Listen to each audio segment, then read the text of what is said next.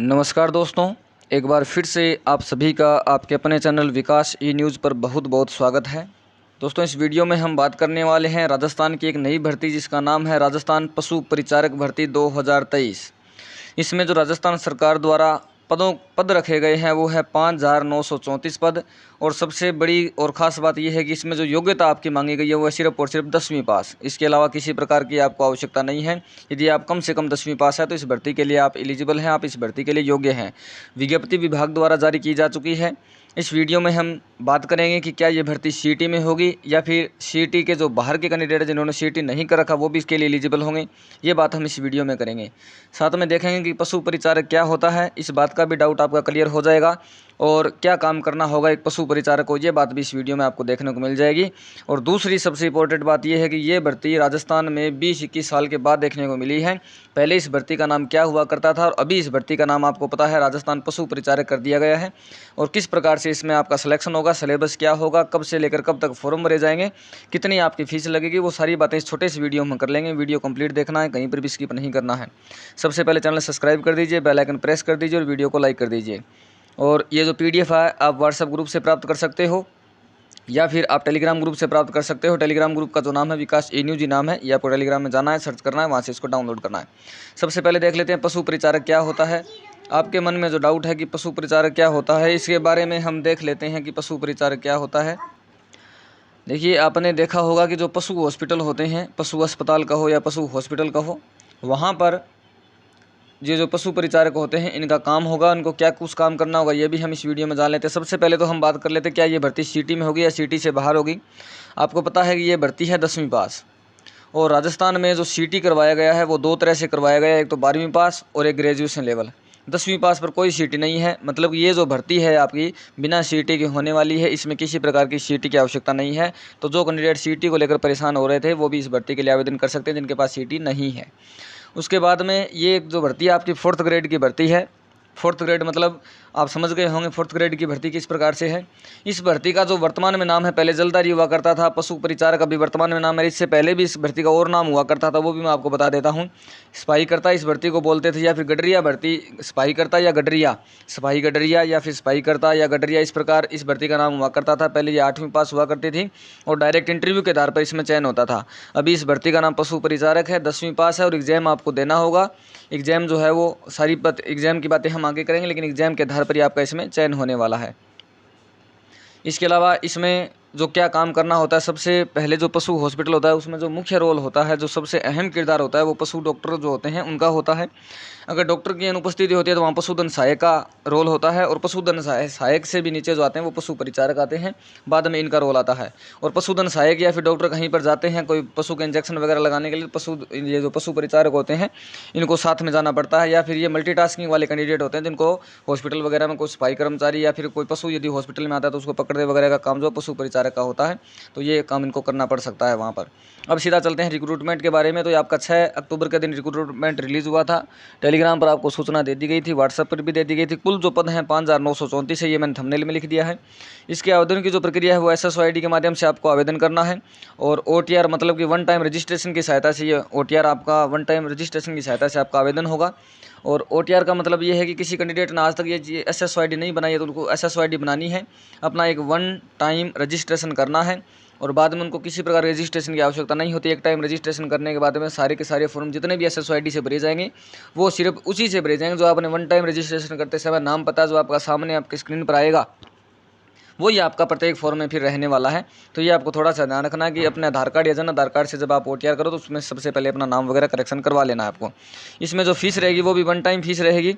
और फीस जो रहने वाली है वो आपकी 400 रुपये और 600 रुपये फीस आपकी रहने वाली है। ये एक ही बार आपकी फीस लगेगी।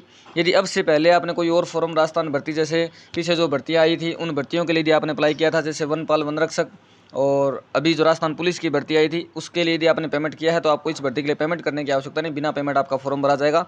या फिर राजस्थान पुलिस के लिए RS जो भर्ती आई थी उसके लिए भी यदि आपने पेमेंट किया है SSOID में तो इस भर्ती के लिए आपको पेमेंट करने की आवश्यकता नहीं है। लेकिन पहली बार यदि आप फॉर्म भर रहे हो तो आपको 600 रुपये, 400 रुपये, दिव्यांग कैंडिडेट के लिए भी 400 रुपये, इस प्रकार से आपको one time registration, one time fees एक बार पेमेंट करना होगा। आरक्षण वगैरह की सारी बात यहाँ लिखी हुई है। डायरेक्ट अब आगे चलते हैं, योग्यता वाले कॉलम में चलते हैं। उम्र वगैरह इसमें सारा नोटिफिकेशन में मेंशन होता है। उत्कृष्ट खिलाड़ी के लिए भी कुछ बातें जो लिखी हुई है 2% दिया होगा। और इसमें आगे यदि हम इसको स्क्रॉल और करें PDF को, जो मोटी मोटी इसकी बातें हैं जो आपके मन में कहीं ना कहीं डाउट रहते हैं तो वो बता देते हैं। इसमें जो आपका वेतनमान रहने वाला है वो पे मैट्रिक लेवल 1 का वेतन आपका रहने वाला है। इसके अलावा पात्रता और शैक्षणिक योग्यता की बात करें तो भारत में विधि द्वारा स्थापित किसी मान्यता प्राप्त बोर्ड से सेकेंडरी या उसके समतुल्य, मतलब कि सेकेंडरी का मतलब 10वीं पास आपकी होनी चाहिए। इसके अलावा देवनागरी लिपि में लिखी हिंदी में कार्य करने का मतलब हिंदी भाषा आपको आनी चाहिए और राजस्थान की संस्कृति का भी ज्ञान आपको होना चाहिए। जो व्यक्ति पाठ्यक्रम के अंतिम वर्ष परीक्षा में उपस्थित हुआ है या सम्मिलित हो रहा है वो इन नियमों के उल्लेखित पद के लिए शैक्षणिक योग्यता की आवश्यकता है सीधी भर्ती के लिए आवेदन मतलब आप कर सकते हैं। मुख्य परीक्षा में उपस्थित होने से पहले जहाँ लिखित परीक्षा, ये कुछ परीक्षा के बारे में कुछ बातें लिखी हुई है। अन्य योग्यताएं मतलब स्वास्थ्य सही होना चाहिए, आपका चरित्र ठीक होना चाहिए, चरित्र प्रमाण पत्र वगैरह बाद में इसकी आवश्यकता होती है। राष्ट्रीयता भारत का नागरिक, ये नॉर्मल सी जो हर भर्ती में देखने को मिलती है योग्यता, वो राष्ट्रीयता वो सारी है। जैसे भारत का नागरिक हो तो भर सकता है, नेपाल वाला भर सकता है, या भूटान का प्रजाजनन हो तो भी वो भर सकता है। आयु सीमा की बात करें तो कम से कम 18 साल, मैक्सिमम जो है 40 साल की उम्र यहाँ पर देखने को मिल रही है। इस उम्र के बीच में यदि आप हैं या यहाँ तक हैं, या फिर आपको कैटेगरी वाइज कुछ 5 वर्ष और 10 वर्ष की छूट दी गई है, उसके अधीन यदि आप हैं तो इस भर्ती के लिए आप आवेदन कर सकते हैं। अब सीधा चलते हैं इसमें रजिस्ट्रेशन के लिए कि कब से लेकर कब तक आप फॉर्म भर सकते हैं। आपके फॉर्म जो है वो 13 अक्टूबर से शुरू हो जाएंगे और 11 नवंबर तक आप फॉर्म भर सकेंगे। 11 तारीख और 11वां महीना, इस दिन तक आप फॉर्म भर सकेंगे। ऑनलाइन फॉर्म जो है रात्रि फिर 11:59 उस पर बंद हो जाएंगे, स्वतः ही निरस्त हो जाएंगे। पेमेंट वगैरह सारा आपका ऑनलाइन ही होगा, ATM कार्ड डेबिट कार्ड से आप कर सकते हैं। प्रवेश पत्र आपके ऑनलाइन आएंगे और कुछ अयोग्यताएँ भी है जिनसे आपका अयोग्य घोषित किया जा सकता है, वो भी बातें यहाँ मेंशन कर रखी है। इसके अलावा यदि आगे हम बात कर लेते हैं सीधा सिलेबस की, ऑनलाइन ही आपको फॉर्म भरना है, ये मैंने आपको सूचना दे दिया। ऑनलाइन एप्लीकेशन फॉर्म भरना होगा, SSO ID के माध्यम से भरना होगा। किसी तरीके का ऑफलाइन फॉर्म यहाँ पर देखने को आपको नहीं मिलेगा, सिर्फ ऑनलाइन फॉर्म ही है, ऑनलाइन ही इसका पेमेंट करना है। यदि फॉर्म भरने में कोई गलती हो जाती है तो आप OTR के समय कोई भी गलती यदि हुई है या फिर आप सूचनाओं को परिवर्तित करना चाहते हैं तो आप जो है वो 300 रुपये एक्स्ट्रा चार्ज देकर जो फॉर्म की लास्ट डेट होगी उसके बाद आप करेक्शन उसमें कर सकेंगे। और अब यदि सीधा हम चलें सिलेबस पर, इसके नोटिफिकेशन का आगे वाला जो पेज होगा जिसमें हम सिलेबस देखते हैं कि सिलेबस इसमें क्या कुछ आपका रहने वाला है। इसमें जो आपकी परीक्षा होगी वो परीक्षा में भाग ए और भाग ब, जो आपको एक पेपर दिया जाएगा उसमें भाग ए और भाग ब 2 बने हुए होंगे। भाग ए में 105% देखने को मिलेंगे, भाग ब में 45% देखने को मिलेंगे, कुल मिलाकर 150% होगा ये पेपर होगा। प्रत्येक क्वेश्चन 1 नंबर का होगा, 3 घंटे का आपको समय यहाँ मिलने वाला है। 1/4 नेगेटिव मार्किंग भी आपको देखने को मिलेगी और 150 नंबर का ये प्रश्न होगा, 150 अंकों की ये परीक्षा आपकी होगी और कम से कम 40% आपको इस परीक्षा में लाना होगा। यदि 40% आपके नहीं बनते हैं तो आप इससे बाहर हो जाते हैं और 40% यदि आप ले आते हैं तो ऐसा नहीं है कि 40% लाने पर आप क्लियर कर जाएंगे, पास हो जाएंगे, बल्कि ये है कि आप इसमें आगे की जो मेन कट ऑफ बनेगी उसके लिए एलिजिबल हो जाएंगे आप, जो कि उसके लिए आपको जो है चेक किया जाएगा।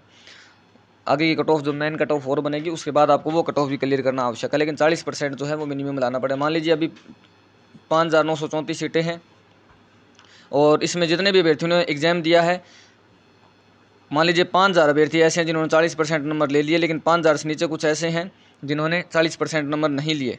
तो यहाँ पर जो है 40% लाने वालों का ही चयन होगा। 40% से कम वाले वो चाहे सीटें खाली रह जाए, 40% कम वालों को यहाँ पर योग्य नहीं माना जाएगा।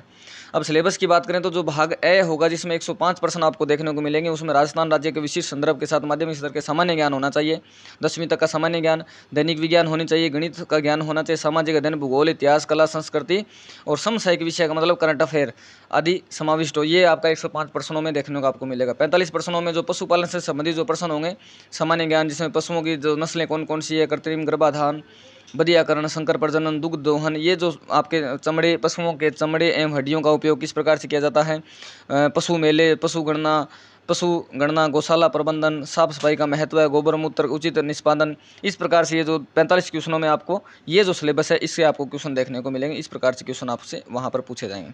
तो ये है पूरा कंप्लीट सिलेबस, किस प्रकार से आपको ये फॉर्म भरना। जैसे ये 13 तारीख से आवेदन फॉर्म शुरू हो जाएंगे, उसके बाद आपके लिए एक अलग से वीडियो बनाकर सूचना दे दी जाएगी कि किसी प्रकार से आपको कंप्लीट फॉर्म भरना है। अभी आपके लिए कोई मन में आपके डाउट रह जाता है तो कमेंट बॉक्स में आपको पूछना है। मिलते हैं अगले वीडियो में नई अपडेट के साथ। बहुत बहुत धन्यवाद। जय हिंद, जय भारत।